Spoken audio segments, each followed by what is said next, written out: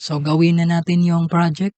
So, let's make the folder Servicio App.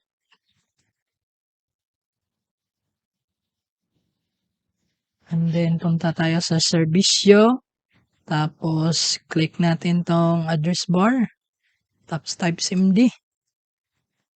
Activate natin yung virtual environment using pipenv shell. Pero kapag wala pa kayong pipenv, kailangan nyo munang mag-install ng pipenv. So, type nyo sa prompt nyo, pip install pipenv. So, since ako, tapos na ako mag-install ng pipenv, so, ang type na lang ako dito ng pipenv shell. So, nag-activate na yung virtual environment. So, since na-activate na yung virtual environment, mag-install na tayo ng Django. Pip install Django.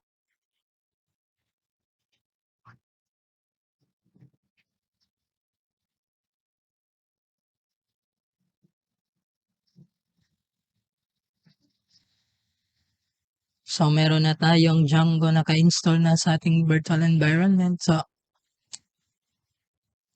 create na natin yung project. Django admin. Start project. Config. Space. Dot.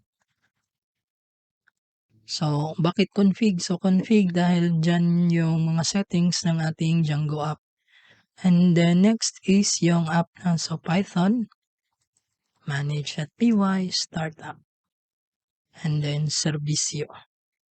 So, ito yung app natin, yung Servicio app. So, open muna natin sa server.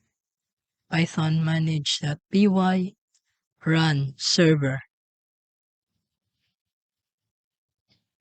So, tingnan natin kung okay ba yung installation ng ating Django. Okay. So, the install works successfully. Congratulations. So, okay na yan. So, close natin. Punta tayo sa code. Code. So, mag-open yan ng VS Code. I trust. Okay. So, open natin yung settings ng ating config file. So, add natin sa installed app si Servicio. Servicio. So, maglagay ka lang dyan ng empty string. Tapos, lagyan mo ng name ng yung app. So, Servicio yung app natin. And then, yung views natin, para makita natin kung nag-iiba ba talaga yung ating website.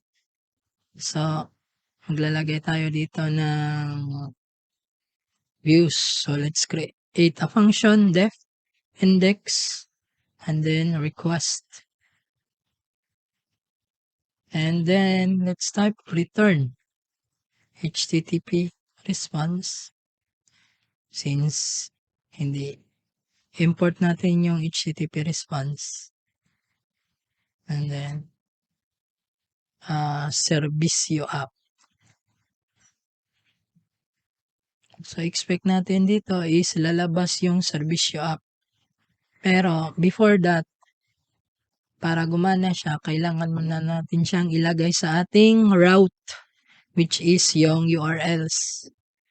So sa URLs.py, gagawa muna tayo ng URLs.py sa ating Servicio app. URLs.py. Tapos, kopya natin yung admin. Ito lang. Yung hanggang path lang. URL patterns, tapos path. Add natin dyan. Tapos, empty route. Lagay natin blanco lang. Tapos, import natin yung views na index. So, from .views, import index. Okay? So, ito yung empty route. Tapos, lagay natin index.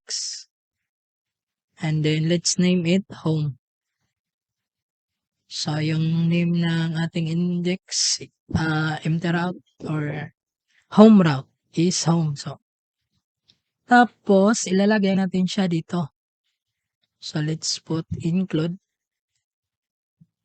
and then shift alt down. Empty route.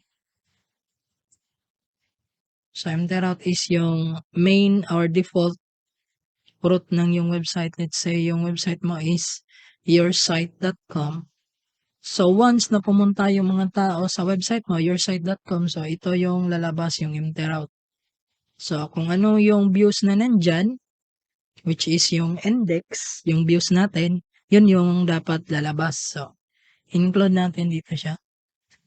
Servicio, string servicio.urls. So, dapat